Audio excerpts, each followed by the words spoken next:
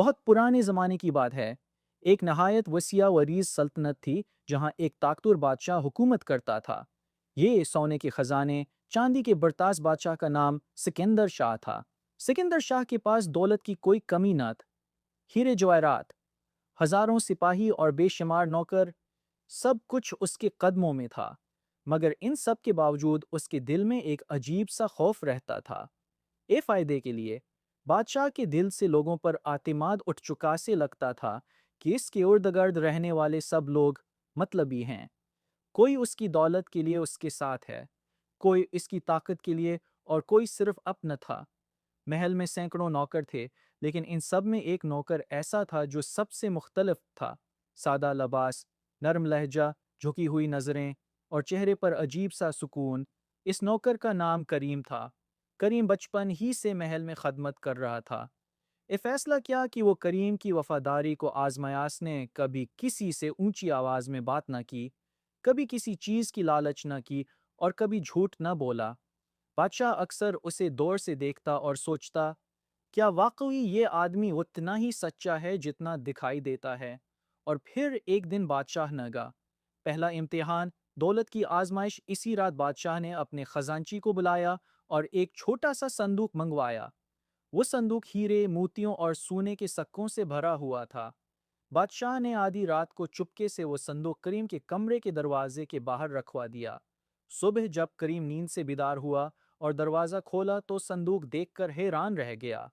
ولا جہاں پناہ محل کاس نے ادھر ادھر دیکھا، کوئی نظر نہ آیا۔ اس نے آہستہ سے صندوق کھولا۔ اندر چمکتے ہوئے ہیرے دیکھ کر ایک لمحے کے لیے اس کی سانس رک گئی۔ وہ چاہتا تو صندوق اٹھا کر کہیں چھپا دیتا۔ اتنی دولت سے وہ ساری زندگی آرام سے گزار سکتا تھا۔ مگر اگلے ہی لمحے اس نے صندوق بند کیا، اسے سینے سے لگایا اور سیدھا دربار کی طرف دوڑ پڑا۔ وہ جھک کر بقریب، یہ قیمتی صندوق ملا ہے، غالباً کسی امیر شخص کا گرا ہوا معلوم ہوتا ہے۔ بادشاہ نے سخت لہجے میں پوچھا، تم نے اسے کھولا تھا؟ کریم نے ادب سے جواب دیا، جی حضور، صرف اس لیے کہ معلوم ہو سکے اندر کیا ہے، تاکہ مالک کو ڈھونڈا جا سکے۔ بادشاہ نے دوبارہ سوال کیا، اور تمہارا دل نہیں چاہا کہ اسے اپنے پاس رکھ لو؟ کریم نے سر جھکا کر کہا، غریبی انسان کو چور نہیں بناتی حضور، ڈاکو نکل آئے، ان بری نیت بناتی ہے۔ یہ سن کر بادشاہ چند لمحوں کے لیے خاموش ہو گیا۔ اس کے دل میں پہلی بار اس نوکر کے لیے احترام پیدا ہوا۔ دوسرا امتحان، جان کی بازی۔ چند دن بعد بادشاہ شکار کے لیے جنگل گیا۔ اس نے جان بوجھ کر باقی سپاہیوں کو کچھ فاصلے پر روک دیا اور صرف کریم کو ساتھ لیا۔ جنگل گھنا تھا، ہوا میں سنسناہٹ تھی اور ہر طرف خاموشی چھائی ہوئی تھی۔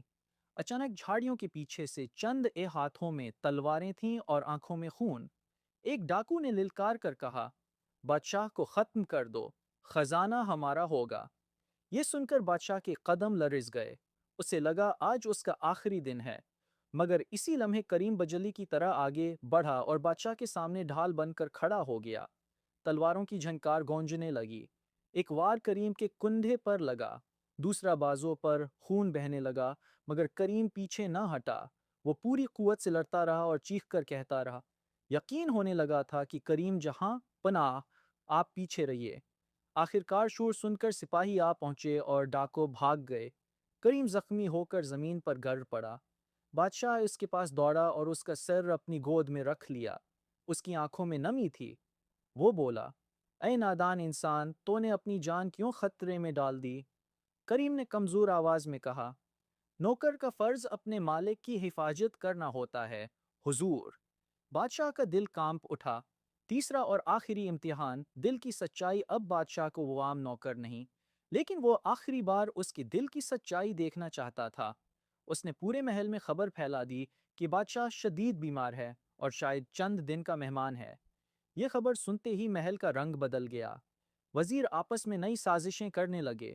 خزانچی نے حساب کتاب بدلنا شروع کر دیا۔ سپاہی سوچنے لگے کہ اگلا بادشاہ کون ہوگا۔ ہر شخص اپنے فائدے میں لگا ہوا تھا، مگر کریم، وہ دن رات بادشاہ کے کمرے کے باہر بیٹھا رہتا، کبھی حکیم کو بلاتا، کبھی گرم پانی لاتا، کبھی خاموشی سے ہاتھ اٹھا کر دعا کرتا۔ بالکل تندرست ہے، بادشاہ نے بلند آواز میں ایک رات بادشاہ نے بھیس بدل کر اس سے پوچھا، اگر بادشاہ مر گیا تو تمہیں کیا ملے گا؟ تم کیوں اتنی خدمت کر رہے ہو؟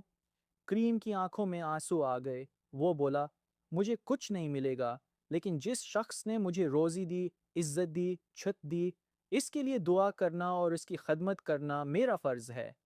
یہ الفاظ تیر بن کر بادشاہ کے دل میں اتر گئے۔ انجام وفاداری کا انعام اگلی صبح پورا دربار سجا۔ وزیر، سپاہی، نوکر سب حاضر تھے۔ اسی وقت بادشاہ شان سے تخت پر آ بیٹھا۔ سب حیران رہ گئے کہ بادشاہ تو، ہاں، آج میں نے تم سب کے چہرے دیکھ لیے۔ مجھے معلوم ہو گیا کہ کون میرا ہے اور کون صرف میرے خزانے کا۔ پھر اس نے کریم کو اپنے پاس بلایا۔